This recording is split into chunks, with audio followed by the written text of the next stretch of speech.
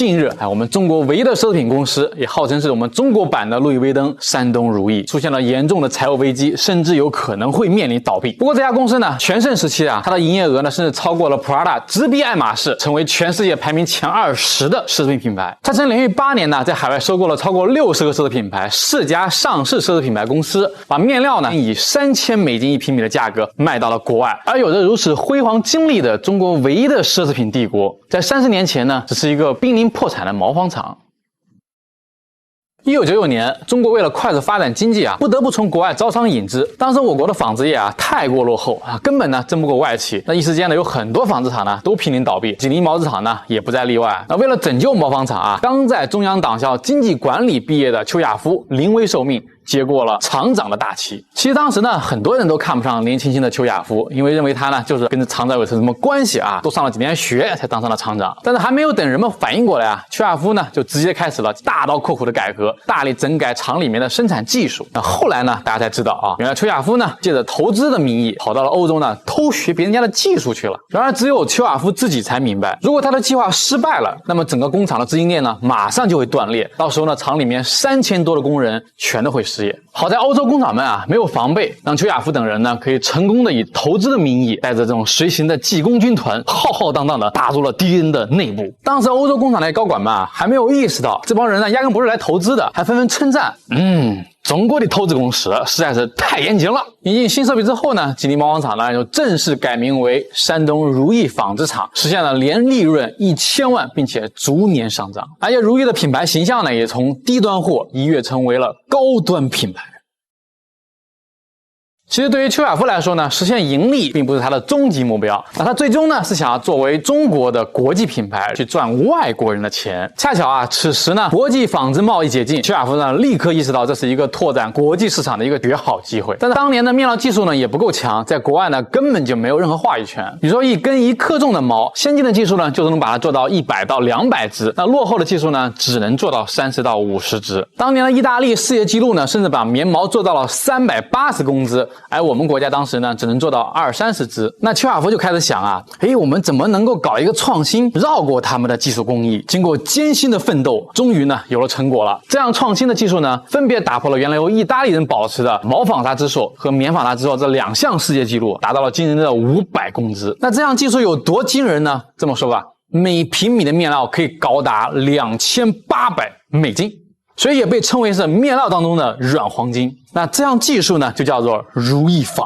从此呢，山东如意仅凭着这一项技术就在全世界站稳了脚跟。也正是因为凭借这项技术呢，山东如意呢在市场上呢拥有了无数的客户，甚至呢还接到了全球仅有24家企业能够参展的巴黎 PV 展的邀请。然而当邱亚夫在展厅里面第一次看到德国面料的时候，整个人都懵了。防水和透气性明明是2个完全相反的特性，而德国的工艺呢，竟让它们能够完美的融合在了一起。这种纺织技术呢，可以让衣服呢在下雨天的时候，雨水呢顺着纺织的纹理滑走，同时呢又保持衣服的透气性。此外呢，面料还有抗皱速干弹性等众多功能。而如意纺的技术呢，只是其中之一而已。此时的邱亚夫突然意识到，如果想要成为真正的国际大牌，那就必须要在短时间内解决国内面料技术落后的问题。于是呢，他又做出了一个违背祖训的决定。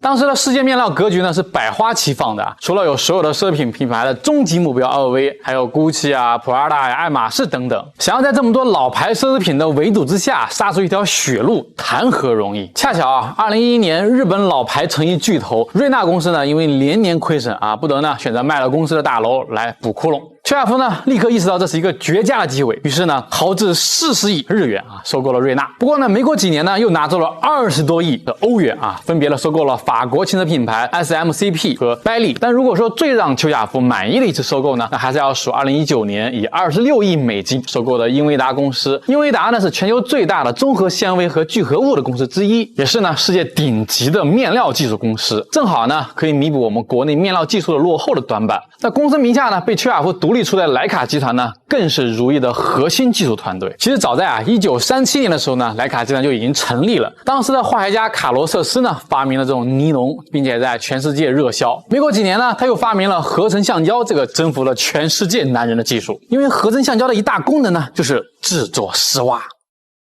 所以单凭这一点呢，我们就知道莱卡的重要性。那到目前为止呢，徕卡呢拥有将近800多项专利技术，那主要的竞争力呢就是弹力这项技术。除了丝袜以外啊，那紧身衣啊、体操服啊、泳衣啊都是我超爱。都是要用到徕卡的技术的。山东如意也终于到了事业的巅峰眼看呢就要开始跟 LV 分庭抗争了，不出意外的要出意外了。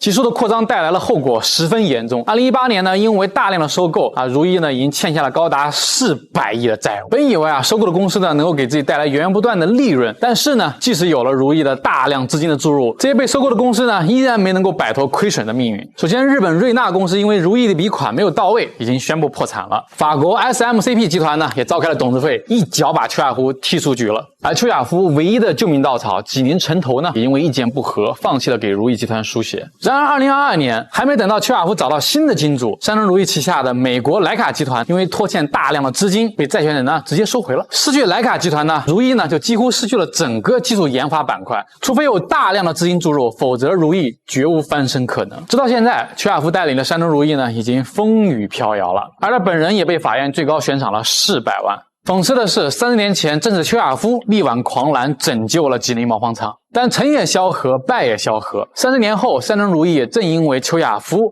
而坠入深渊。作为历史进程的参与者，我们现在呢还不知道邱亚夫和山东如意接下来的命运如何。但看着一个人这辈子在努力试图打造中国版的路易威登的商人，如今呢落得这般下场，总是不免有些唏嘘。这个曾经放出豪言，一辈子要做好一件事的邱亚夫，终究还是没能做好这件事。